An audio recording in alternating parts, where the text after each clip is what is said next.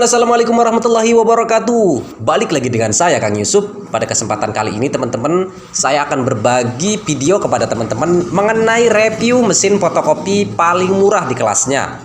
Siapa tahu nanti mesin ini bisa menjadi referensi untuk teman-teman pemula yang punya budget minim tapi tetap pengen punya usaha fotokopi. Nah, tapi sebelum kita bahas mengenai review printer ini teman-teman ataupun fotokopi mini ini, untuk teman-teman yang baru menonton video Kang Yusuf, jangan lupa untuk klik subscribe dan juga aktifkan tombol loncengnya sebagai tanda perkenalan kita. Dan untuk teman-teman yang sudah lama bergabung di video Kang Yusuf ini atau sudah subscribe di video Kang Yusuf ini, Kang Yusuf mengucapkan terima kasih banyak kepada teman-teman semua karena atas dukungan teman-teman tentunya memberikan semangat untuk saya terus berbagi video-video. Nah teman-teman, kita langsung saja simak reviewnya berikut ini.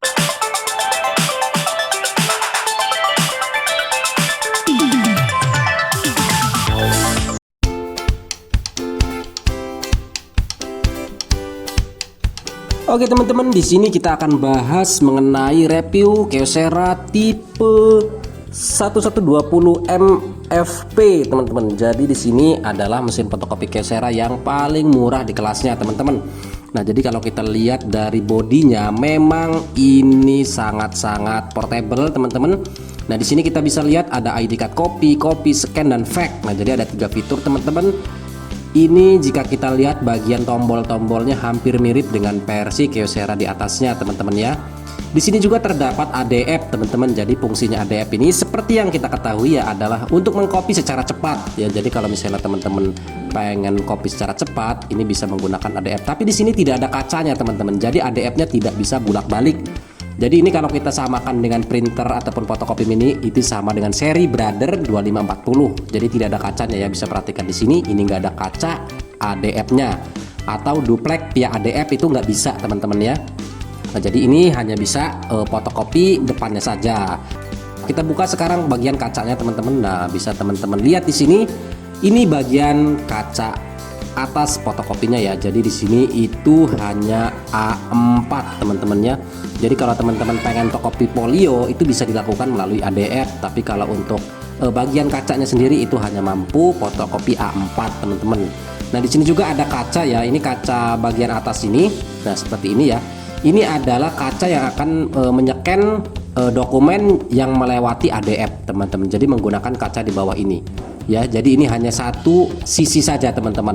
Ya, jadi hanya satu jalan, satu sisi itu baru bisa di-copy. Kalau untuk bolak-baliknya melalui ADF itu nggak bisa. Jadi kalau bolak-baliknya itu tidak bisa dilakukan di bagian ADF teman-teman ya. Kita buka bagian depannya. Nah, ini teman-teman adalah bagian tray-nya ataupun bagian input kertasnya. Jadi ini memang inputnya teman-teman enggak langsung ada boxnya seperti itu ya. Jadi ini memang harus kelihatan kertasnya seperti printer layaknya ya.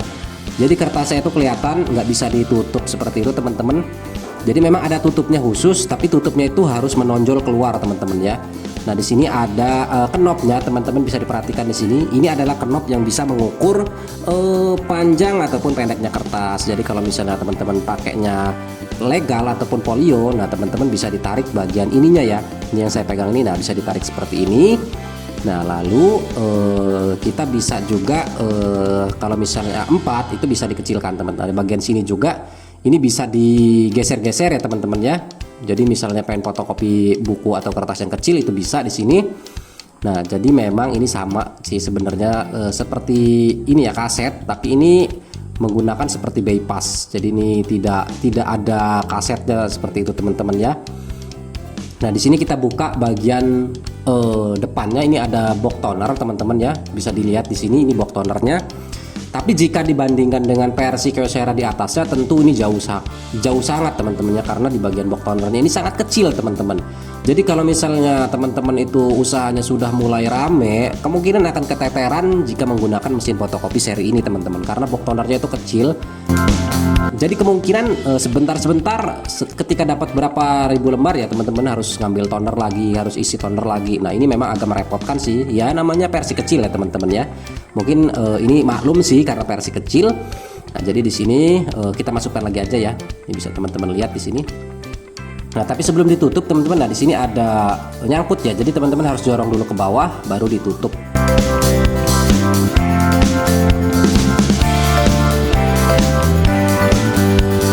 Oke teman-teman ya, ini adalah review bagian depannya teman-teman ya, bagian fitur-fiturnya.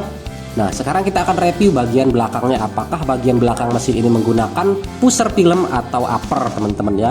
Nah, ini adalah bagian belakang mesin fotokopi Kyocera Mini. Oke teman-teman, kita buka bagian belakangnya. Nah, teman-teman bisa dilihat di sini ini ada bagian pemanas ya. Ini ada drum. Kita cabut dulu drumnya teman-teman ya. Nah, ini adalah drumnya. Nah, di sini ada perbedaan teman-teman. Kalau misalnya di fotokopi yang 2540 wirenya itu seperti ini ya, tapi di sini wirenya itu seperti roll karet gitu teman-teman. Ini hampir sama dengan tipe 3660 teman-teman. Hanya saja ini mungkin yang versi kecilnya teman-teman ya, untuk bagian wirenya loh, bukan kinerjanya ya, tapi di bagian wirenya saja. Nah, kita taruh dulu di sini. Kita akan cabut bagian developingnya. Nah, developingnya ini sangat mini teman-teman. Jadi untuk isi tonernya itu mungkin kecil ya teman-teman ya. Nah, teman-teman bisa lihat di sini sesuai dengan bentuk box tonernya tadi, developingnya juga sangat kecil ya. Jadi ini mungkin muat hanya beberapa gram toner ya. Jadi ini mungkin akan teman-teman bolak-balik nanti mengisinya ya dari box toner tadi. Nah, perlu dilihat ya, di sini juga ada pembuangan. Nah, itu teman-teman bisa perhatikan di sana. Ini ya. Ini saya cabut pembuangannya. Nah, ini adalah hal yang paling penting ketika mesin fotokopi teman-teman itu sudah mengalami tumpah ataupun kotor ya. Ini biasanya ini penuh. Nah, jadi teman-teman harus buang, kuras ya. Jadi diusahakan selalu kosong atau selalu bersih. Karena ini sangat berpengaruh ke depannya teman-teman ya. Nah, teman-teman bisa dilihat ini dia bagian pushernya. Nah, di bagian pusher unit ini, jika teman-teman pengen tahu ya, ini memang harus dibuka ya menggunakan baut. Saya jelaskan saja ya, di dalam pusher unit ini sudah menggunakan upper teman-teman. Jadi kalau misalnya teman-teman itu yang di Kyocera 2540 itu memang menggunakan pusher film. Nah, perbedaannya seperti ini akan saya jelaskan nanti ya. Nah, ini adalah upper teman-teman. Jadi lebih kuat sih sebenarnya. Kalau kita samakan versi mesin fotokopi ini sebenarnya sama dengan mesin fotokopi Brother Mini 2540 teman-teman. Jadi ini hampir sama. Oke, kita masukkan aja ya dulu ininya ya, sambil saya jelaskan, sambil saya masukkan bagian-bagiannya lagi. Nah, di sini ada gear, teman-teman harus terkunci ya gear ini ya. Jadi harus benar-benar mengunci antara gear satu dengan yang keduanya itu. Nah, di sini kita akan masukkan lagi bagian developingnya. Nah, kita masukkan di sini di bagian bawahnya ya, yang pertama.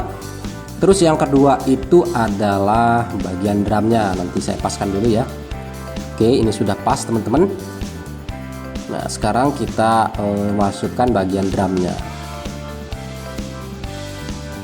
Ini dilakukan harus hati-hati teman-temannya, karena bagian drum ini sangat rentan teman-teman. Kalau lecet ataupun tergores, ini nanti di hasilnya itu akan terganggu ya, atau terdapat goresan atau luka. Oke, kita tutup ya.